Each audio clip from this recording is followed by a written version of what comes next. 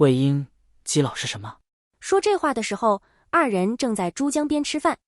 之前云深不知处来了个广东乡绅，哭着喊着求兰家派个厉害的去他家除祟，可惜乡绅一口广普，没人听得明白，掰扯半天讲不清楚。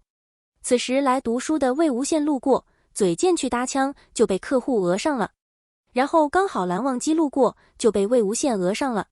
据说蓝二公子一般不会被讹，魏无羡对此表示怀疑，他每次讹蓝战都能得手。二人就扛着客户一起御剑去南方。照理来说，蓝忘机应该先打听清楚客户需求，可是这次他没有，因为出发前魏无羡太烦，客户插不上话，出发后客户晕剑了，边飞边吐，场面十分壮观。素质市民蓝忘机很担心吐到下面的路人，提议下去休息休息。客户说不哦。魏无羡掏出一个乾坤袋，套在了客户脸上。蓝忘机从未见过这等操作，吓得一下没站稳，剑也跟着晃了一下，在空中画出3个托马斯回旋。客户套着乾坤袋被碧尘甩了整整3圈，隔着袋子，望羡二人都能听到杀猪般的惨叫。动作太大，可能是吐脸上了。好不容易到了珠江边县城里，找了个客栈，客户2条腿抖得不像他自己的，套着袋子连滚带爬去洗脸。魏无羡想瞅瞅被呕吐物糊了的脸到底长啥样，被蓝忘机揪着领子拽走了。折腾许久，客户总算人模狗样的坐下，告诉望羡有鬼，恶之，侯赛雷的。魏无羡就跟蓝忘机解释，有鬼，2只，很厉害的。每个晚上啊，嗨花园里面都好可怕的。每天晚上在你们花园里都很可怕的，你说重点成不成？客户有些脸红。奏戏那个呀。魏无羡急了，哪个呀？客户跺了跺脚，奏戏乱搞啊，的呀。魏无羡一拍脑门，你是说做爱？蓝忘机的茶杯翻了。客户点头，嗨呀。什么？魏无羡就继续跟蓝忘机解释，他说他们花园里2只鬼每天晚上做爱啊。蓝忘机没表情地问客户，这就是要除的祟？客户又点头，嗨呀。其实蓝忘机是个内心活动非常活跃的朋友，按照现在的说法，他是个没有感情的刷弹幕机器。当客户终于说明白诉求的时候，他看上去面瘫，其实心里已经在吐槽，这还需要管？别人别鬼快乐，你管来干嘛？还让我们长途跋涉这么远，干嘛呢？不如待会和魏婴去珠江泛舟，吃水果，然后打个边炉吧。于是他说，随意寻欢确实荒唐，却也算不上罪大恶极，既无害人之心，倒也不必理会。魏无羡非常赞同，是啊，鬼是操鬼，又不是操你。蓝忘机很糟心地白了魏无羡一眼，可是客户不愿意，甚至急得开始跺脚，一脸仓皇地反对道，可以呀，恶之鬼系基佬来的呀，有表演欲的呀，故意嗨我儿子面前做爱的呀，我儿子已与母淫。魏无羡总算碰上一句完全没听懂的，你儿子咋地？客户开始掰舌头，已与欲啊。蓝忘机很笃定地说，耳濡目染啊，嗨呀，已与母淫来的呀。蓝战你怎么听出来的？其实你完全听得懂吧，根本就不需要我吧。我儿子已与母淫，也变基佬了呀，还日做他的同学呀。2只鬼是基佬，每天晚上在他家花园里做爱，甚至当着他儿子面做爱，他儿子耳濡目染也变成了基佬，甚至还日了他的同学。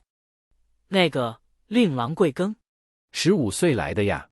你去休息一下，我们今晚就去干活。然后客户就叫了房间上楼睡觉去了，留下望羡坐在楼下面面相觑。中原是冬季，快过年了，冷风呼呼地吹。但是广东不一样，广东甚至可以裸奔。望羡二人从姑苏过来，还在高空疾驰，穿的对当地来说有点多。魏无羡从座位上站起来，脱掉了他的外袍，又凑上去脱蓝忘机的外袍。蓝忘机的脸红一阵白一阵，似乎在做什么激烈挣扎，脑袋里应该很多小人在吵架，不过可能是把他吵懵了，他最后还是乖乖任由魏无羡替他脱衣服，边享受服务边望天，看上去很文艺，其实美人只是在放空。魏无羡抱着蓝忘机的衣服，盯了好久望天的蓝忘机，花痴道：哇，俊美的蓝湛看着湛蓝的天，妙啊。蓝忘机就不看天了，红着耳朵拉着魏无羡又坐下来，思索了一会儿，决定还是要打边炉，便换了小二，开始点火上菜。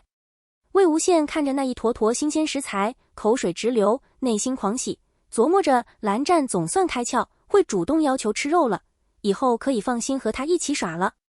但以后的事现在都不重要，美食在前，吃了再说。魏无羡要了个干碟，开始狂吃，反正蓝二公子有钱，不用他买单。然后在炉子蒸腾的水汽中，蓝忘机放下他满满一碗的菠菜、青菜、空心菜，盯着雾蒙蒙的魏无羡，很认真地问：魏婴，基佬是什么？魏无羡被大块虾滑噎住了。蓝忘机仍旧睁着那双充满求知欲的大眼睛，琉璃色的，能映出魏无羡如今面红耳赤的模样。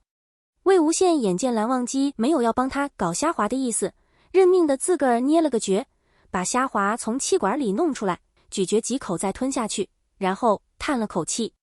有一说一，蓝忘机、魏无羡二人都是学霸，涉猎广泛，知识丰富。不过二人的涉猎领域确实有所不同。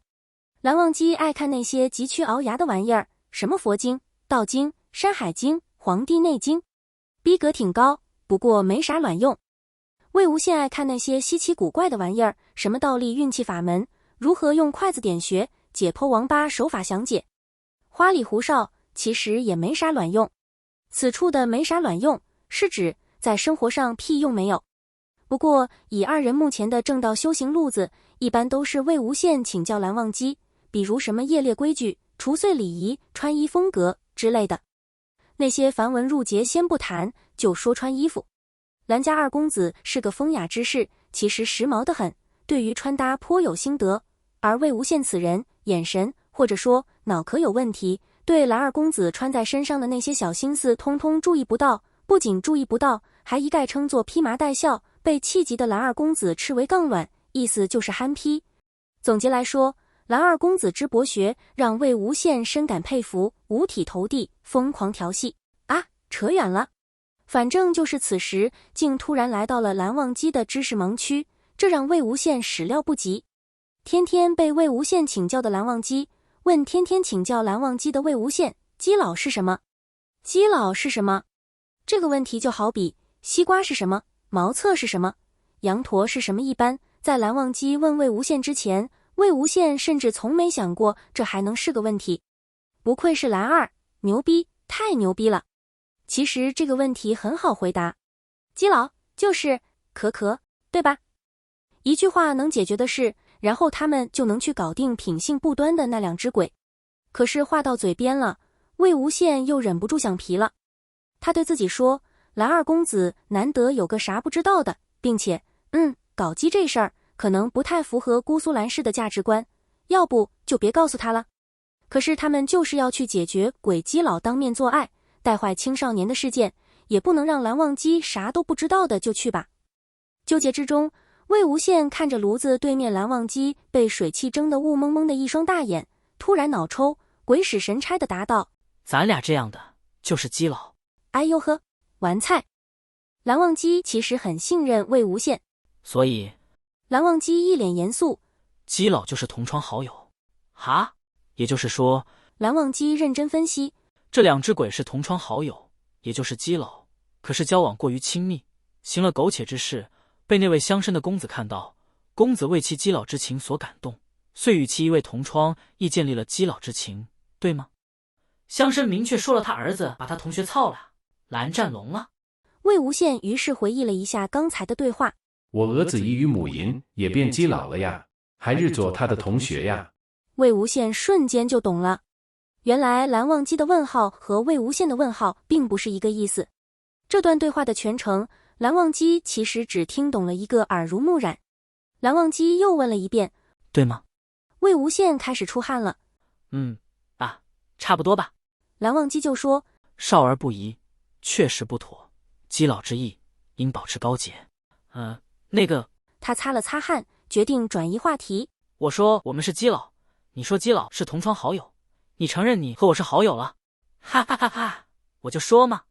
哎，蓝湛你别走啊，你还没结账呢。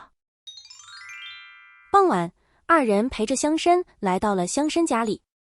这一家大概是被基佬鬼折磨许久，一个个黑眼圈感人，特别是这家的儿子，一看就是那个啥过度。管家把望县迎到花园里去，详细介绍了情况，然后问道：二位县长？魏无羡说：不是县长，是仙长。哦，二位县丞。您哪儿人？天津的。蓝忘机很认命地对魏无羡眨眨眼，魏无羡也很自然地转头解释：天津的。管家问道：你二位姑苏兰市的哈？蓝忘机不大高兴：我们是姑苏兰市的。魏无羡隐约觉得哪里不对，不过也懒得去管。管家又问：你二位是嘛关系哈？魏无羡升起一股不祥的预感，而蓝忘机则用他特有的冷漠、淡定又十分可信的口吻，字正腔圆地回答说：我们是基佬。魏无羡突兀地爆发出一阵干笑，哈哈哈哈哈哈！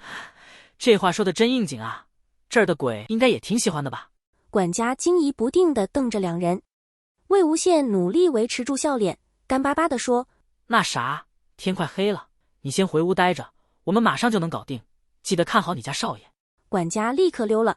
蓝忘机不愧是对人类不熟的天上仙子，这才后知后觉到管家情绪不太对，结合之前的经验，心想天色已晚，邪祟将出，那人应该是害怕了，而魏无羡的话应该是给管家一个面子，让他又能跑路又能不显得太丢脸。分析完了，蓝二公子觉得自己的分析非常有道理，逻辑无懈可击，毫无漏洞，最后下了个结论：魏婴其实还是蛮体贴的。望县二人在花园溜达，这地方说是花园，不如说是乡绅的后院。广东天高皇帝远，礼乐在这里都不大好使，很多建筑都乱来。乡绅的住处本身不大，也就2进院落，可这后院一下就把屋后头的一整座山给圈了进去。魏无羡御剑绕着后山飞了一圈，落地对在池塘前喂金鱼的蓝忘机说：这就是座山，根本算不上花园，景致也太差了。我也不想叫这玩意儿后山，毕竟有你家后山做比较。提起蓝家后山，魏无羡突发奇想，回去以后我能不能在你家后山野营？不可以。魏无羡撇撇嘴：我绝对不乱来，你要是不放心，你陪着我不就完了？咱回去之后。蓝忘机终于把目光从金鱼挪到了魏无羡，用一种有点诡异的口吻说：你的回去是指回姑苏？魏无羡一时语塞，莫名觉得自己好像被蓝忘机调戏了。就在这时候，基佬鬼们出现了。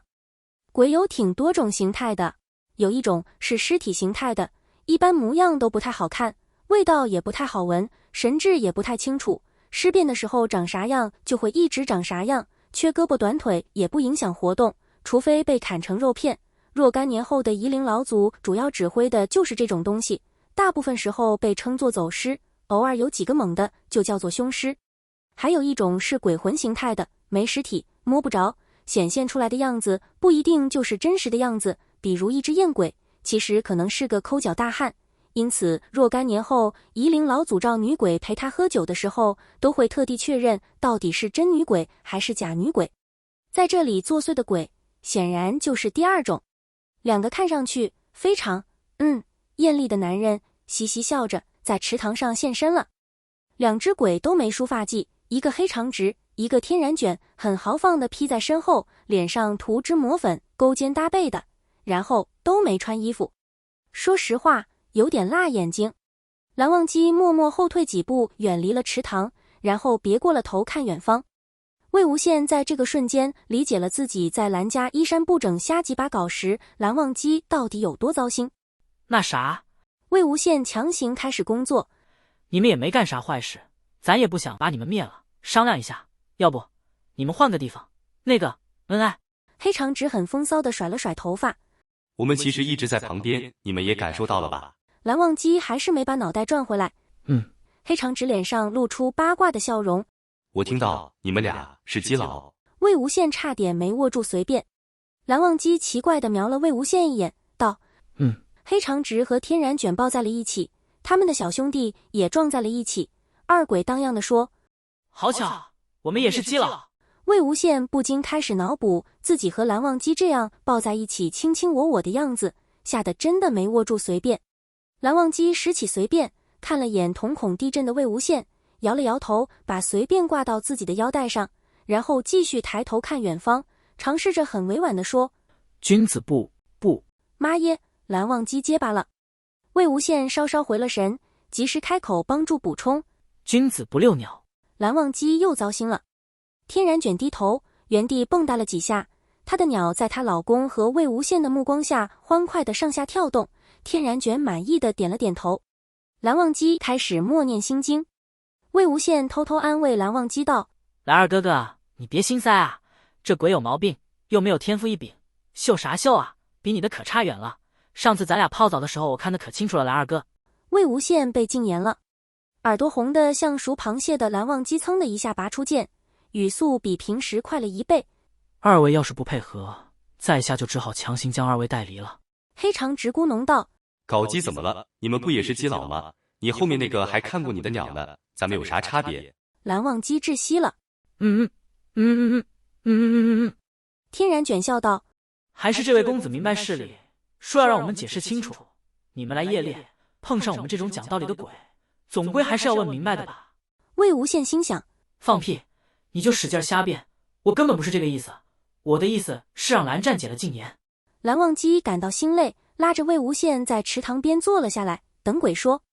鬼说之前，蓝忘机从乾坤袋里掏出一个屏风，放在了自己与魏无羡面前，这才舒了口气，活动了一下僵硬的脖子。黑长直说：“其实事情很简单，我们也不是真心想在小孩子面前那啥的，但是我们真的有事儿要和这户人家商量。然而咱俩修为不够，凡人虽然能看到我们，但听不到我们说话。要是贸然出去吧，怕把人吓着，我们也讨不了好。有一天，我们郁闷的在这池塘边，活动，没注意到这家主人的儿子就在灌木后面看着呢。不过也是瞎猫碰上死耗子，咱以一种最不惊悚的方式，让这家人知道了我们的存在。虽然还是造成了一些后果，不过其实做基佬也没啥不好。”魏无羡寻思：这真的最不惊悚吗？蓝忘机点头：没错。魏无羡要哭了，蓝湛根本啥都没明白。没错个屁啊，没错。之前他到底为啥要嘴贱瞎扯？这下麻烦大了呀。二位与此间主人有何事相商？绕了半天，总算到了重点上。天然卷叹了口气，答道：“二位仙长有所不知，这座山原本要陡峭许多，崎岖难行，也不属于哪家哪户。因为景观不错，在这一带小有名气。20年前，我们还活着的时候，相伴而游，恩恩爱爱，好不快活。一日游历至此山，上山观景，谁知行至半山遭遇大雨，乌云蔽日，看不清楚。我们一通乱走，滑下了山坡，就这么摔死了。”蓝忘机神情一动，万万没想到竟是这样的故事。没有魑魅魍魉，没有杀人寻仇，不过就是最简单的生死而已，却反倒让他觉得难过。黑长直接着说道：“那场大雨下了很久，整座山都被瓢泼大雨泼得秃噜瓢了，树木东倒西歪，泥石从高处往下掉，所有的山坳都给填平了。我们恢复神智时，便已经成了鬼，困在这山上出不去。而我们的尸身就在某个沟里，地貌改了，我们找不到。日子就这么过。一开始我们是想找到尸身，自己给自己拜一拜，看看能不能往生的。只是一天天一年年的都找不到，时间过得久了，似乎找不找得到也不重要了。我们虽然做了鬼，但也是一对出双入对的鬼，每日快活也没什么不好。要是投了胎，说不定还不如现在呢。”蓝忘机微低着头，似乎有所触动。天然卷亲了亲黑长直，再道：“不过快活总归是有尽头的。前几年我也记不清具体是前多少年了，一户人家在前头建了院子，把山围起来做了后院。那我们2只鬼和一家活人住一起，这成何体统？两边可都要受影响。可是我们和他们没法交流，这实在是没办法了。正好借着这个事情，想让他们搬家。”黑长直捏了捏天然卷的脸：“不过现在既然二位仙长来了，那还是动我们，别动活人了吧。麻烦二位找出我们的尸身，看看能不能帮我们往生了。”听完这来龙去脉，确实不是什么大事，这个请求于望仙而言，也确实是举手之劳。魏无羡从池塘边站了起来，拍了拍下摆，心想：这世上竟然还有这么讲道理的鬼，看来书上所言也不全对啊。